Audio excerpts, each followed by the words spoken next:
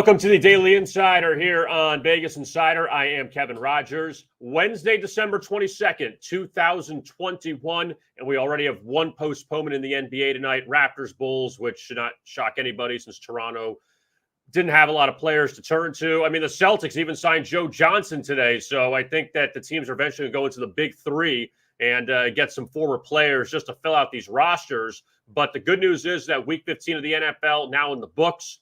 The Rams beat the Seahawks on Tuesday. Also, the Eagles knock off Washington. Off day today. Back at it tomorrow for Week 16 between the 49ers and the Titans. Dan Back is going to join us coming up in just a moment. Dan, the Senior VP of Operations for RotoGrinders and Scores and Odds, and big into DFS. Got a lot of thoughts from him on NFL as well as college football. We're, 10 days or 9 days out from the semifinal games between Georgia, Michigan, Alabama, Cincinnati. Get Dan's thoughts on those. So that is all straight ahead. But before we get to that, I want to tell you, you know about it every day if you watch the show. BetMGM, they're the king of sports books.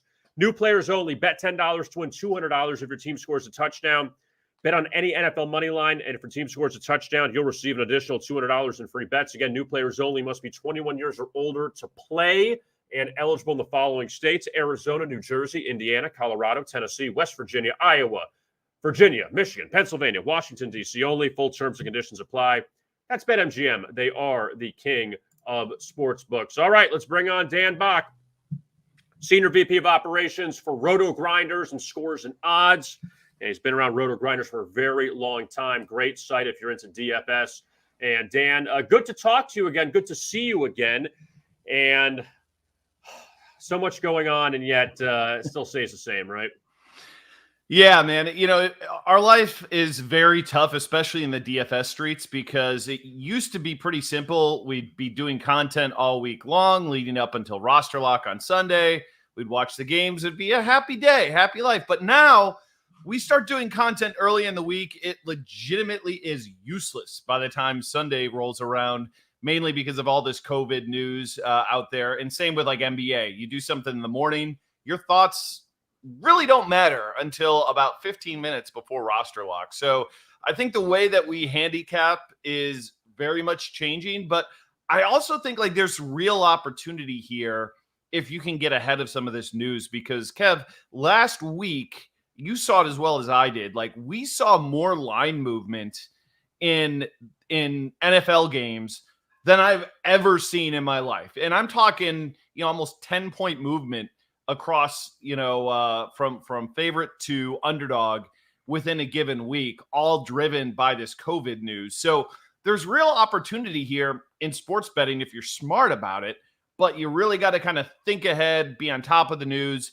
and maybe even speculate a little bit of what's going to happen. But it's a different world handicapping right now than maybe it's ever been.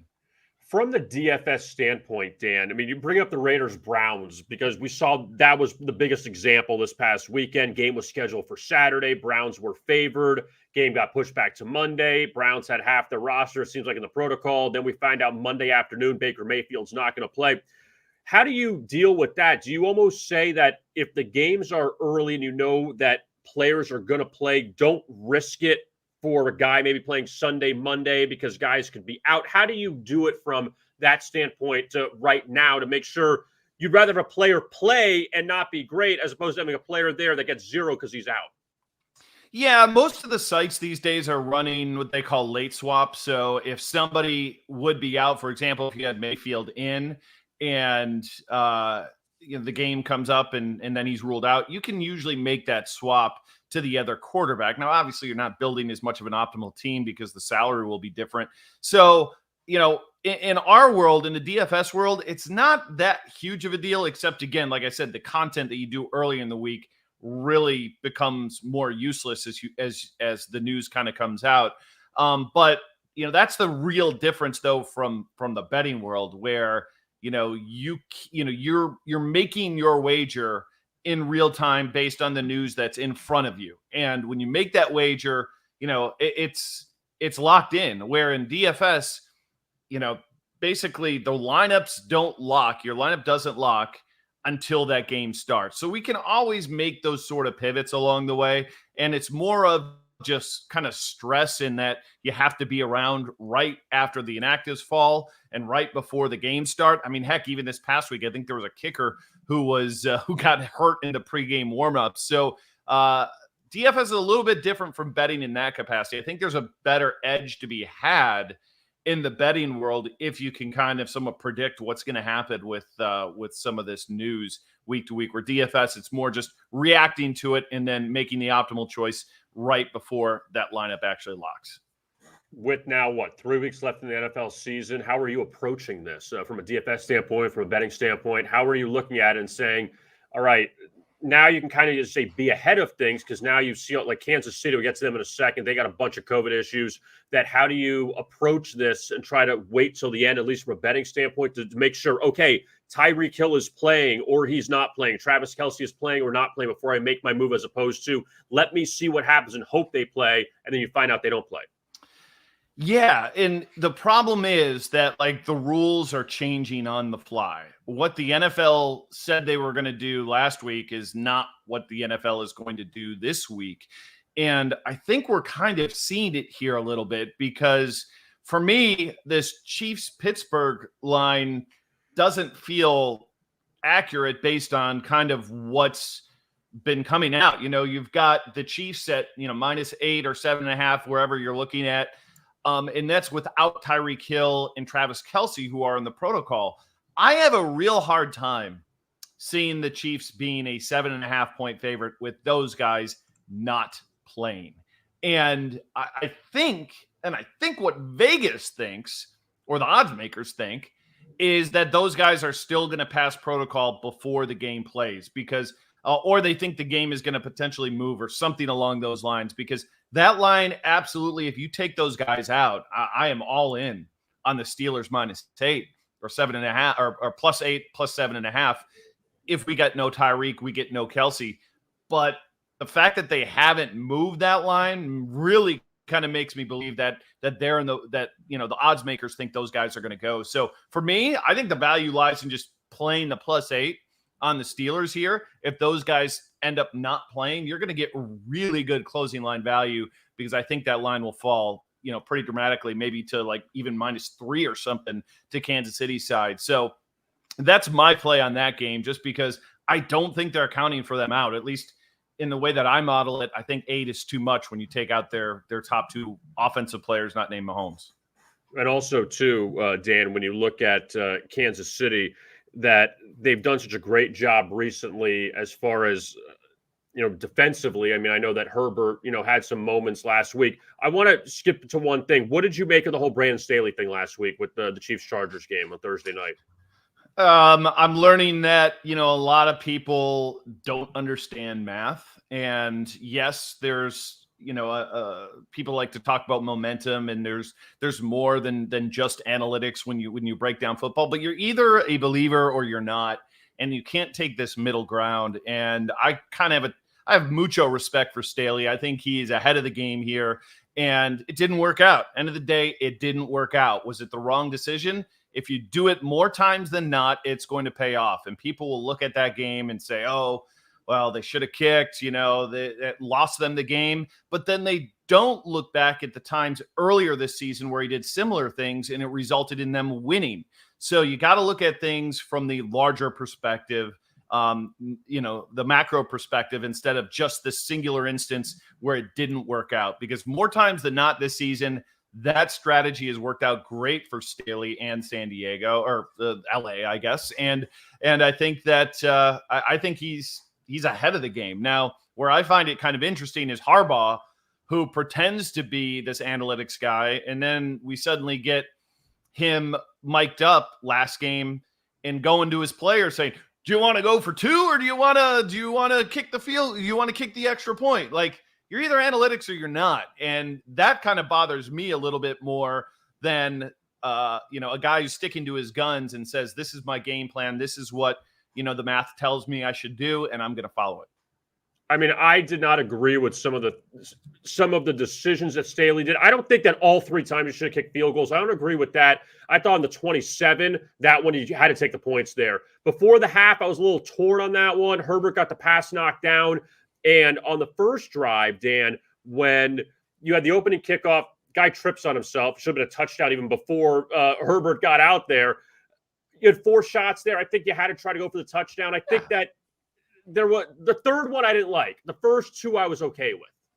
Yeah, I mean, I guess there's a lot of calculations that go into all of it, but at the end of the day, like I think that he's been just an absolute huge upgrade over what Anthony Lynn, who was there, in the previous regime.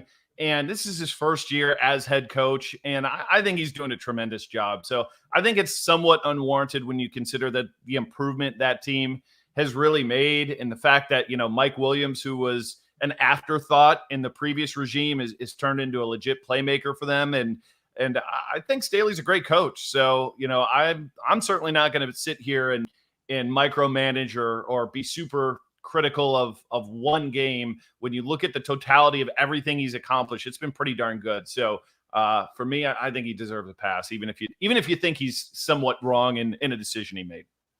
Now let's look at another game on Sunday, Dan, the Bills and the Patriots in Foxborough. And New England beat Buffalo the first time around 14-10, that windstorm in Buffalo. Mac Jones threw the ball 3 times, and the Patriots got that big win. But then New England loses at Indianapolis this past week, in which they got down 20-0.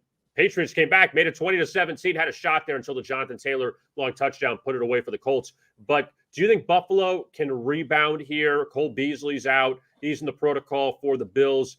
Patriots back at home off this 7-game winning streak now snapped. They got to start a new streak, and Buffalo wins. They tie New England for first place in the AFC East. If New England wins, Dan, they pretty much have the division wrapped up. Yeah, it's going to be a good one. And I think, again, this line leads me to believe that that the Patriots are the side you want here. I think most people on paper will look at the Bills, even despite that last game, which, again, I think we can throw out based on, that weather situation, which is such an outlier, that the Bills are the better team. I think that's like the public would certainly believe that the Bills, looking at their success they've had previously, are the better team.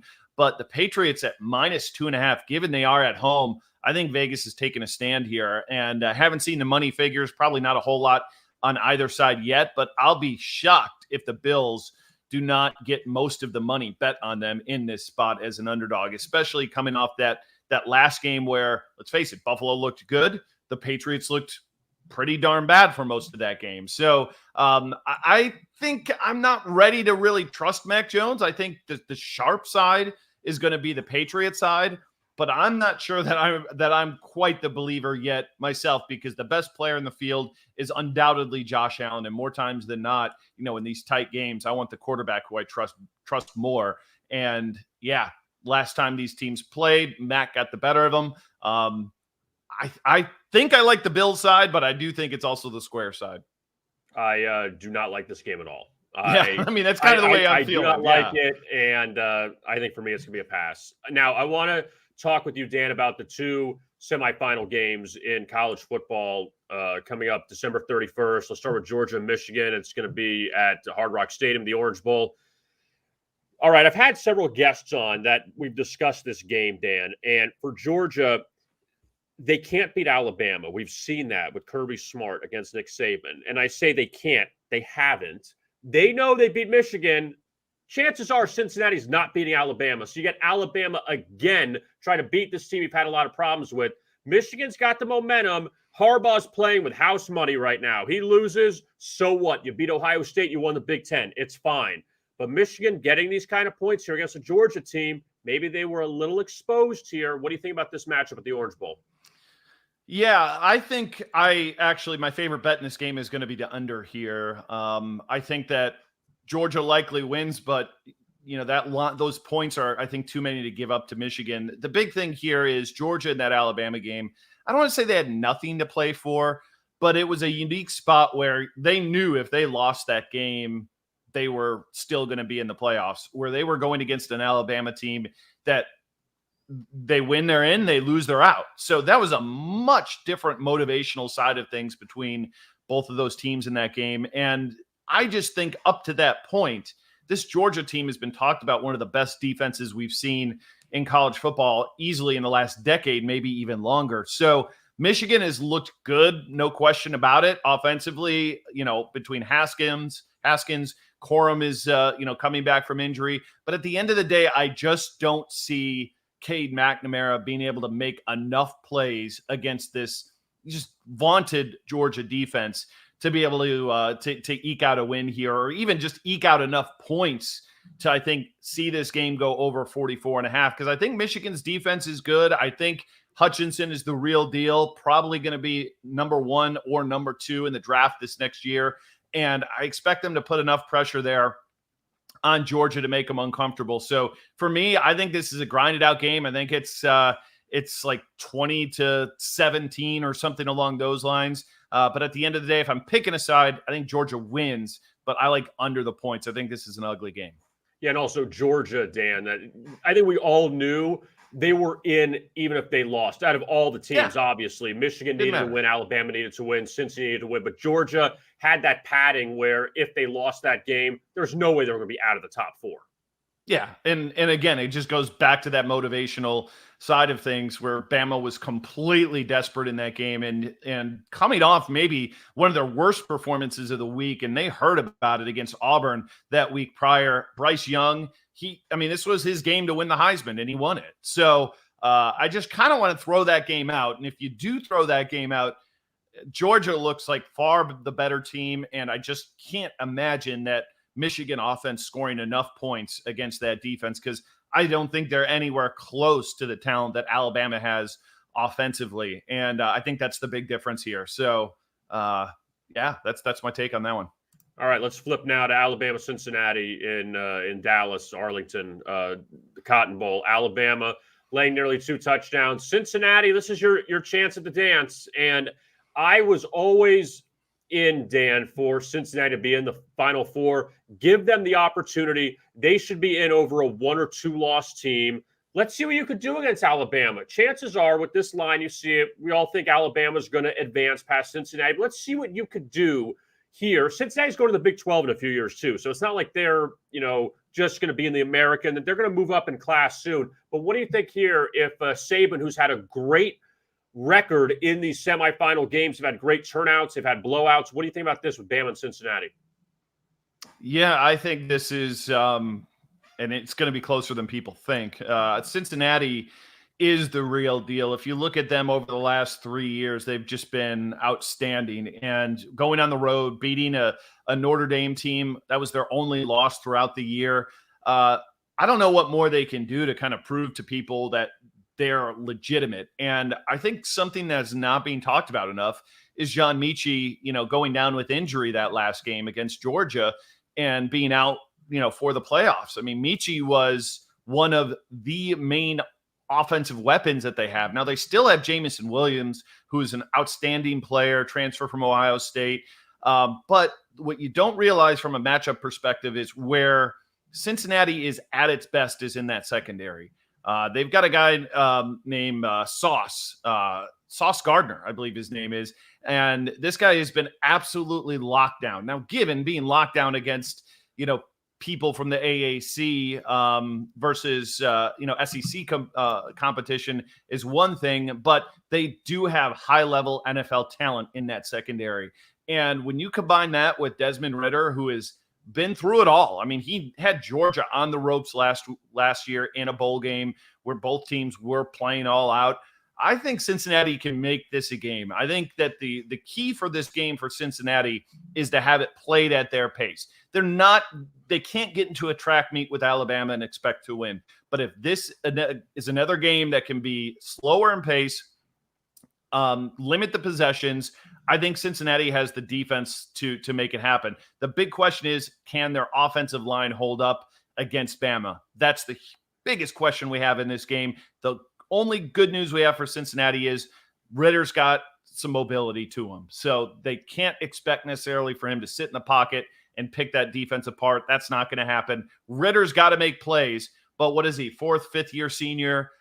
This is his chance to shine. And I think the fact that we've got Luke Fickell sticking around in Cincinnati saying, I'm riding it out with this team, I'm here to win a championship. He could have taken any of these other jobs, and he didn't do it. I like Cincinnati a whole lot in this one. You know, if you can get 2 touchdowns, take it. But I would even sprinkle some money lines. I think they're live dog. Now, are there any other games, bowl games you're keeping an eye on pre New Year's Eve? I know there's a lot of guys opting out. Kenny Pickett's not playing for Pitt. We see Armed Forces Bowl tonight. Tyler Beatty, the top running back in Missouri, the top running back in the SEC this year, he's not playing. How are you looking at any of these games? Anything sticks out to you other than the 2 semifinals?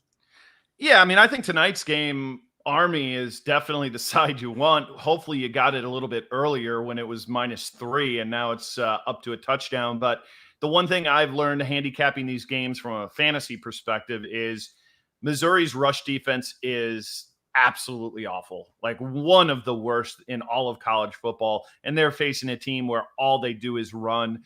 Missouri doesn't face the triple option at all in the SEC. I think this is a huge edge to Army. You take Tyler Beatty out of the mix, was legitimately felt like 80% of their offense to begin with.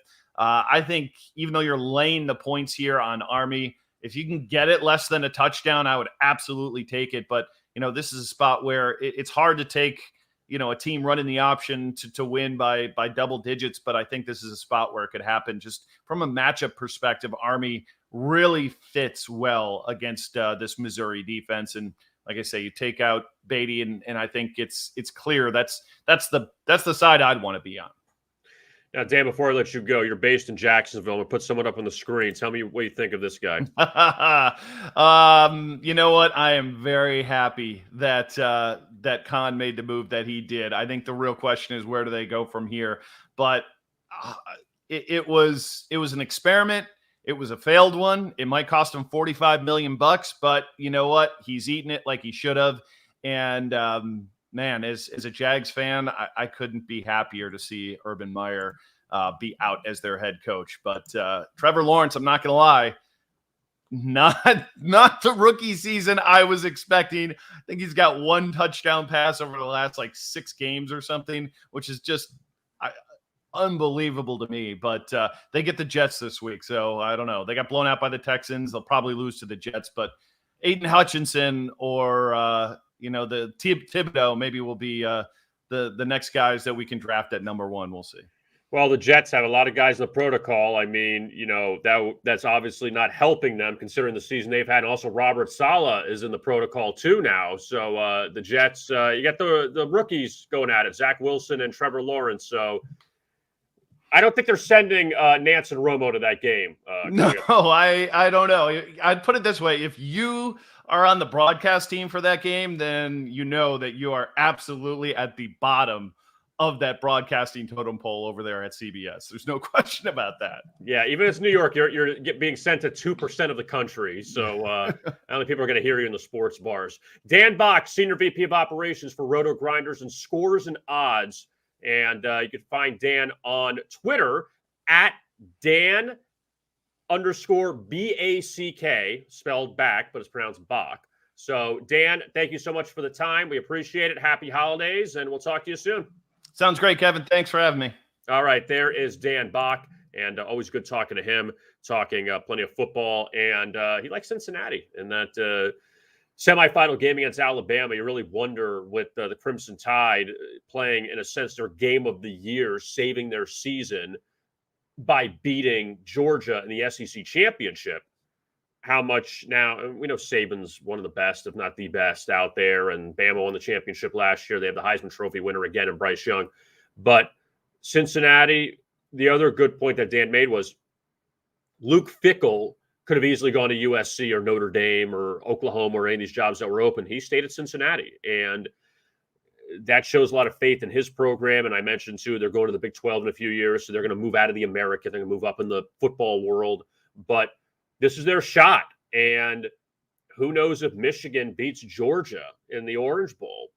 I mean, it's likely Cincinnati won't win that game, but we've seen crazier things happen, and let's see what you do now. Your name is getting called, Cincinnati. Let's see what you do against the best with Alabama and getting almost 2 touchdowns in that game coming up in the Cotton Bowl on January or on December 31st, right on the doorstep of January. WynnBET Told you about WinBet. You see Shaq Daddy there. And iOS or Android devices, you could download the WinBet Mobile Sportsbook app. When you download the WinBet Mobile Sportsbook and you're a new patron, you can get a $1,000 risk-free first bet with a $20 minimum first deposit and eligible sports bet when you use the promo code VIBonus. That means if you lose your first wager, you get it back up to $1,000 as a free bet credit that you can use for another bet. The WinBet promo code will expire soon, so make sure to grab it while you can. That is WinBet. All right, a couple news and notes here.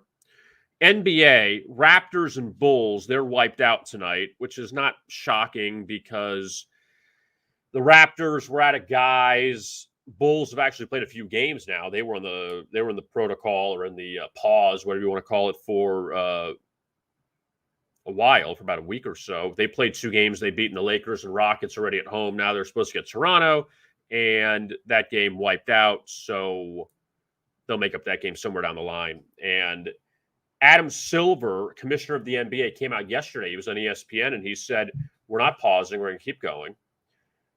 I thought the NBA should have taken these few days, because there's no games Friday. There's never games on Christmas Eve. Tuesday, Wednesday, Thursday, and then Friday. Take these 4 days off. Get set for the Christmas card on Saturday, the big Christmas slate. That's your big game. That's your big day in which you have, let's see. Oh, by the way, Nets Blazers got wiped out tomorrow because the Nets don't have enough guys. So you have on December 25th, Hawks Knicks, Trae Young in the protocol. Celtics Bucks, Giannis in the protocol. You wonder if he's going to clear it by then. Golden State Phoenix, they're fine right now. Wiggins actually in the protocol. Nets Lakers, Durant, Harden, they're in the protocol. And then Mavs, Jazz, Luka's, he has an ankle injury, so he's probably not going to play. That's a lot of stars right now for that Christmas slate that they like to showcase. And you would have thought maybe a few more days off, clear the protocol a little bit, get these guys back. But Adam Silver's going to ride it out. Now, the NHL has a different situation because they, if you didn't hear, pulled out of the Olympics. So none of their players are going to participate in the Olympics coming up in Beijing in February, which I think is the right move because you don't want any of those guys to get COVID there and get stuck because they're not coming back anytime soon. And also, now you have a 3-week window to make up all these games you just lost without having to back the whole season up. So I don't know if they're going to get all the games in during those 3 weeks, but at least you get a majority of them in and sprinkle some other ones in throughout. Then at least you can still keep the season on time and the season actually extended towards the end of April. Usually it's done the first week of April. Now it's done at the end of April. And you got all these games to make up. We'll see if they get it done during the during that 3-week stretch. So back to the NBA for tonight. Magic Hawks in Atlanta. Magic have a bunch of guys in the protocol, 6-25. And the Hawks with Trae Young, among others. There's several guys that are out for Atlanta tonight. I mean, Orlando, forget about it. Terrence Ross, Wagner, Mo Bamba, Cole Anthony's questionable. Trae Young is out. Clint Capella's out. Gallinari is out. It's a lot of guys. But I saw Lance Stevenson got signed by the Hawks. Joe Johnson went to the Celtics. I mean, what year is this? So the Celtics play the Cavaliers tonight in Cleveland. Cavs have that 14-game ATS hot streak going. And the Cavs, their laundry list of guys out, Evan Mobley, Jared Allen. Those are the 2 big names of players that are on the COVID list for Cleveland. For Boston, Al Horford, Josh Richardson, Grant Williams. Those guys are out for the Celtics tonight. Boston laying 5.5. Rockets and the Bucks in Milwaukee. And they had a high-scoring game last time they played each other. Milwaukee laying 9.5. Giannis still in the protocol. Again, Bucks hope that he could play Saturday when they face the Celtics again. They just lost to the Celtics. Jalen Green expected back for the Rockets, too. He has not had COVID. This is a leg injury. He probably is out and probably will come back tomorrow against Indiana. That's what I'm seeing here. But Chris Middleton back for Milwaukee. I mean, look at all these like injuries and everything.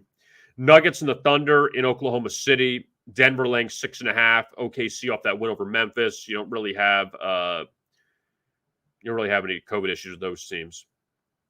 Clippers Kings. Sacramento is still without De'Aaron Fox. Clippers laying 5.5. What's interesting too, and Davion Mitchell, the rookie out of Baylor, he's in the quarantine as well. Marvin Bagley, among others, for the Kings. Marcus Morris for the Clippers. He's in the protocol. But the Kings have beaten the Clippers twice already this season. And Sacramento getting 5.5 at home to L.A. And Paul George back after he missed 5 games with an elbow injury. It's a lot to go over. All right, so college basketball. I read that the ACC is not granting the forfeits, which is a really smart decision, unlike the Big East. So if anybody has to cancel a game or postpone a game due to COVID in conference action, it's not a forfeit in the ACC. The Big East is different. They got to fix that because Georgetown, Providence, that's off tonight. Boston College and Wake off tonight in the ACC, but no forfeit either way. But Georgetown, Providence, Georgetown was the one that had to force the postponement, and they got a loss that Big East needs to fix that. Arizona and Tennessee, they meet up in Knoxville. The Vols laying 1.5. Tennessee at 8-2. Arizona 11-0. Monmouth, they're 12-0 ATS. They face Hofstra tonight. Hofstra just beat Arkansas. Monmouth laying 5 in that game. Clemson and Virginia. Cavaliers laying 4 to the Tigers. That game in Charlottesville. Illinois and Missouri. What do they call that matchup? Well, they play in St. Louis every year. I forgot the name of the matchup. But Illinois laying 13.5 there against Mizzou. Missouri just beat Utah. Wins are wins. I mean, Missouri just lost to Kansas. They got blown out last week. Illinois 8-3. Illinois, they looking to get back on track. Virginia Tech and Duke, another ACC game tonight. Blue Devils laying 9 at Cameron against the Hokies. And Missouri State St. Mary's, not a bad mid-major game later on at 10 o'clock. St. Mary's laying 6.5. Diamond Head Classic in Honolulu, 4 games. Liberty, Northern Iowa. The first one starting at 3 o'clock. And you have Western Kentucky and Kentucky in Lexington at Rupp. That was supposed to be Kentucky and Louisville, but Louisville has got COVID issues. They backed out. Western Kentucky going to step in. Hilltoppers 8-4. Calipari's Wildcats at 8-2, and also they're raising money for victims of the tornadoes coming through. So that's also a good thing there. No hockey tonight. They're off for a few nights with the COVID pause. And we talked about it earlier with Dan Back, Missouri and Army. That totals down to 53.5. No Tyler Beatty, top running back in the SEC, is out for Missouri. And Connor Bazelak, the quarterback in Missouri, he's not playing either. So going to a redshirt freshman tonight, Missouri. Army runs the ball a lot. I don't know how Missouri's going to score points, but I like the under in that game. And tomorrow you have the Gasparilla Bowl in Tampa between UCF and Florida. And then Miami of Ohio and North Texas in the Frisco Football Classic. Adding in those 6-6 teams. Can't wait for that one. See what UCF is made of playing Florida. Gators got a lot of guys out. But UCF making the short trip down I-4 from Orlando to Tampa. UCF 8-4, Gators at 6-6. That's tomorrow night at 7 o'clock at Raymond James Stadium in Tampa. All right, before we get out of here, BetMGM, the king of sportsbooks. That's right. You know all about him. Jamie Foxx. He's the face of BetMGM. And love Jamie Foxx, Stephen Willie Beeman. Bet $10 to win $200 if your team scores a touchdown. Bet on any NFL money line. And if your team scores a touchdown, you'll receive an additional $200 in free bets. This is for new players only, by the way. Must be 21 years or older to play. And it's eligible in the following states: Arizona, New Jersey, Indiana, Colorado, Tennessee, West Virginia, Iowa, Virginia, Michigan, Pennsylvania, Washington, D.C. Full terms and conditions apply. That's BetMGM. They are the king of sports books. So before we get out of here today, I want to tell you, well, a couple things. Number one, thank you to Dan Back for joining us from RotoGrinders and Scores and Odds. He's a senior VP of operations, and Dan does a great job with them. So my thanks to Dan. Also, tomorrow, Vince Akins will join us, talk trends for Week 16 of the NFL. And Vince coming off another big week in the NFL with his picks. He was 10-0 a few weeks ago. Had another big Sunday this week. So Vince will join us coming up tomorrow at noon. Also, no show Friday on Christmas Eve. So tomorrow will be our final show of the week before the Christmas holiday. We'll be back on Monday with Dave Sharapan to recap Week 16. So we got Vince Akins tomorrow, nothing Friday, and then back on Monday. So write that down. I am Kevin Rogers. Thanks a lot for watching this edition of the Daily Insider. We'll be back with you tomorrow at noon. And as always, best of luck with your bets.